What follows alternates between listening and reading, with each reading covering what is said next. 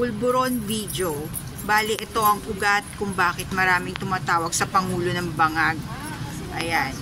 Dahil po dun sa pinasabog nilang video, ginawa nilang video na si Pangulong Bongbong Marcos ay gumagamit ng cocaine.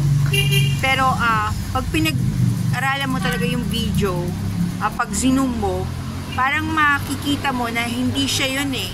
Hawig siguro, tapos medyo inedit nila dahil kasi pag tinignan mo yung original photo ng Pangulo, iba yung tenga niya eh.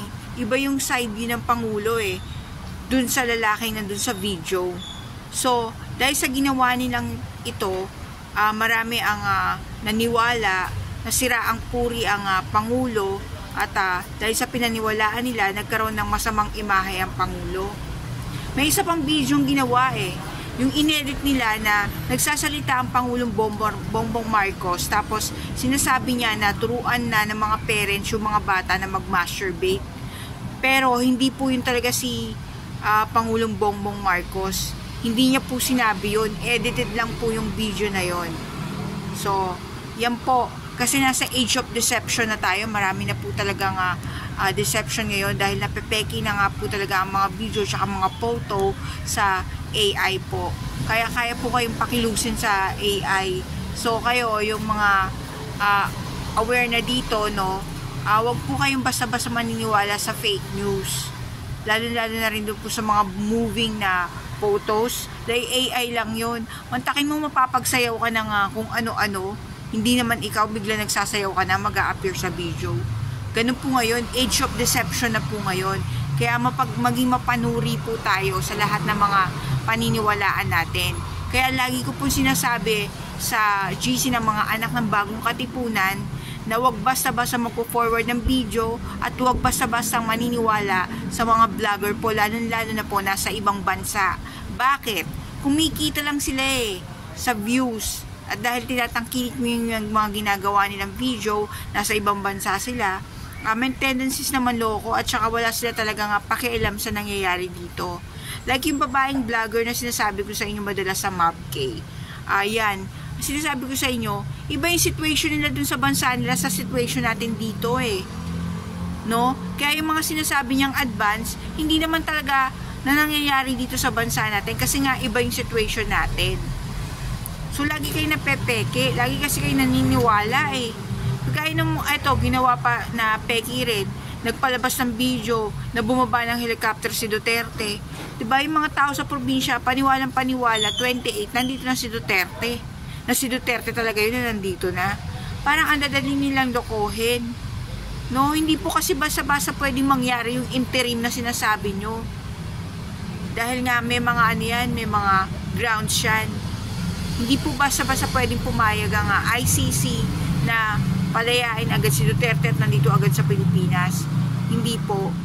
Kaya dapat po, huwag kayong basta-basta naniniwala sa mga vlogger na to. Lalo-lalo na yung mga kagaya ni Maharlika. Ito yung pebbles na lumitaw sa nung nakaraan sa TRICOM, okay, ginawa niya, sinabi niya yung totoo. Nabunyag yung totoo, nagkaroon ng key para malaman yung kung sinong promotor nitong Pulburon video. Pero wag tayong basta-basta magtitiwala dyan kasi parang yung mga kagaya niyan baliktaran eh, doble cara. Diba? Parang balingbing lang din, parang Amy Marcos din ang itsura ng angulo, tingin ko eh. Yung ganun. Dahil nga tagilid na yung DDS at medyo laglag na at nasa kagipitan siya, diba? Imbes na masangkot pa siya, di kakanta na lang siya, parang siya na lang yung savior, lumabas na hero, kesa naman isa siya sa masakdal, isa pa siya sa mapahamak, magtuturo na lang siya. So yun na lang ang pinaka-way niya para makalusot siya yung kumanta. Yun. Kaya huwag kayong basta-basta nagtitiwala. Dating Marcos, naging DDS, tapos Marcos na naman. So, huwag kayong basta-basta maniniwala kasi yung mga taong ganyan, walang credibility. Kasi po, sa umpisa pa lang, pag maninindigan ka, hanggang sa uli maninindigan ka niyan. Not unless may nakita kang mali. Ganun lang po yun. Hindi ka panipaniwala itong mga tao to. Pero hindi naman natin sinasabing hindi totoo yung sinabi niya. Hindi naman sa ganun. Kaya lang, tama rin yung ginawa niya. Dahil isa siya sa mga susi na nag-open sa katotohanan. Pero huwag tayong basta-basta maniniwala kung Maggagawa-gawa na naman siya ng mga vlog siya, mga statement. Medyo pag-aralan nyo na mabuti yung personality ng mga vlogger na yan. Dahil kumikita nga yan. Ako kasi hindi ako kumikita. Hanggang Facebook lang ako kasi yung dating account ko na-hack. Nakita nila maraming followers, hinak na. No, wala na rin ako ng gana, so hanggang Facebook na lang ako. Okay lang kahit huwag akong kumita, basta naipaparating ko sa mga sa kapwa-tao ko yung gusto kong sabihin at yung katotohanan. Yun lang po. Para sa mga hindi ganong nakakakilala sa akin, dahil mga new friends ko lang po kayo sa account, Patriot po ko. Isa po ko sa mga nakipaglaban sa pandemic treaty, sa SB 1869, at saka dun sa COVID pa lang, at saka sa mga protocols na pinatutupad dati. Kasi we are against, naisuko ang sovereignty natin sa World Health Organization. Hindi tayo papayag na sila magpatupad ng mga lockdown dito sa ating bansa at sila ang tuluyang masunod sa health emergency at sila ang magmando sa atin. Nakita nyo po nangyari dito sa mga naniwala sa COVID. Ngayon, wala pong investigasyon din dahil nga pinagpapatay nga, pinagsusunog nga itong mga biktima ng COVID. So, walang ebidensya. Diba?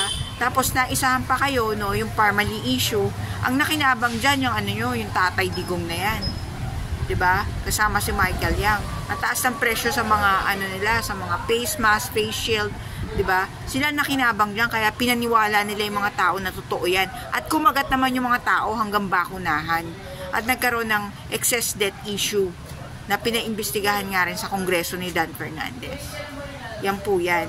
Kaya hindi lang yan ang extrajudicial ang kasalanan ni Duterte. Dito rin yan sa bakunahan may kasalanan din siya at sa mga pagpapatupad ng protocol. Tandaan niyo po yan. Diyan po ko naging patriot yung mga taon na yan. Yung 2000 hanggang ngayon. May linalaban pa rin po ang mga patriot.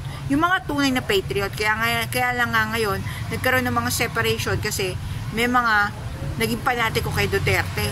Bakit lumalaban kayo dati sa bakuna? Pero ngayon, Duterte sinisigaw nyo, Duterte ang pinagtatanggol nyo. Sasabihin nyo sa Beranya, yan si Duterte, sinuko ka nga sa West Philippine Sea. Diba? Namuwersa nga yan sa bakuna, grave coercion Kaya napilitan yung mga kababayan natin. Tapos yun ang pinagtatanggol nyo. Diba? Sabihin nyo, nilalaban nyo, soberanya. Ang pinaglalaban ngayon, yung kriminal na dapat siya ay mapatawan ng parusa. Mabigyan ng hustisya yung mga pinapatay niya. Yun po yung pinaglalaban ngayon. Para wag na pong maulit na magkaroon ng isang presidente, pangulo na nagpapapatay. Para hindi na po maulit. Pero, nang ginagawa nyo, hinaharang nyo. Pauuwiin nyo pa para dito magkalat. Parang, after kung magpapatay ng marami ng 3,000 ng mga iilang mga kababayan natin ang walang due process, matanda na ako at mamamatay din ako. Ganun na lang, ganun ba ang hustisya? Hindi yun ang justice. Ang justice, talagang ipararana sa'yo yung kabayaran ng mga ginawa mo. Ganun yun. Nangutang ka, bayaran mo. Hindi katuwiran yung ganun, yung namatay na ako, hindi ko mababayaran yung utang ko. Sorry, o diba, kawawa naman yung naging biktima, yung inutangan. Ganun lang po kasimple. Kaya wag nyo pong ite-take as emotionally, wag po kayong emo. Sana po yung mga kababayan na DDS, hindi naman po kami nakikipag-away, no? Kaya lang, medyo lawakan ng konti yung isip. Kasi kayo ang talunan dito.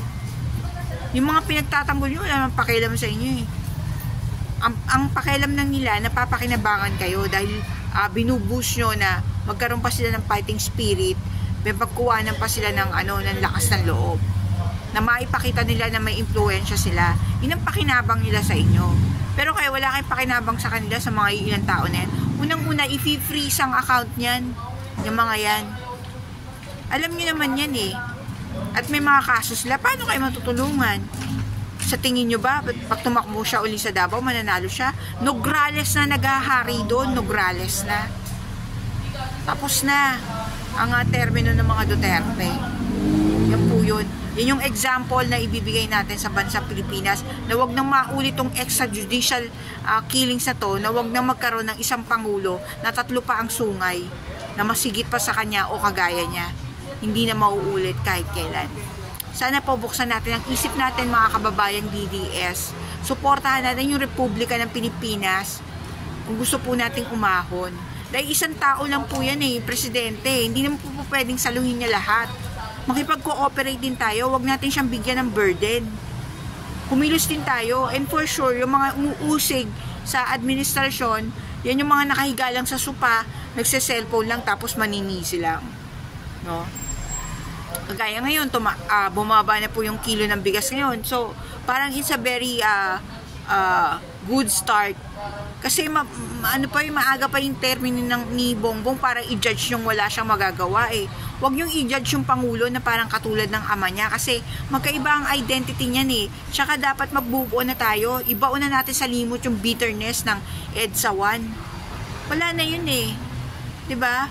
Nandito na tayo sa year 2025. Please move on po mga kababayan. Huwag natin isaksak sa utak natin yung martial law. 'Di ba? Millennial year na tayo, pambihira naman kayo no? Magkaroon po tayo ng peace of mind mga kababayan natin at tanggapin na po natin yung nakaraan at paghilumin na po natin yung mga sugat sa ating puso.